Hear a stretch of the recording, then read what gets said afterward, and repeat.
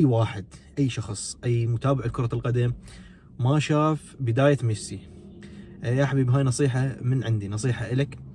إذا أنت ما شفت ميسي بدايته شوف لامين يامال، ومن شخص شاف ميسي بدايته، فاللي ما شاف ميسي بدايته خليه يروح يباوع لامين يامال. لامين يامال جاي يقدم أمور ميسي قدمها بعمر أكبر، يعني من بدايته. فبدايات لامين يامال هي ممكن انا جاي اشوفها اعظم من بدايات ميسي، وبعد التوفيق كله بالنهايه بايد رب العالمين. فاذا نقول ان شاء الله لامين يامال يستمر على هذا المستوى ويستمر على هذا التطور، راح يكون قصه اكبر من ميسي. وخلوه ببالكم وسجلوها علي هاي.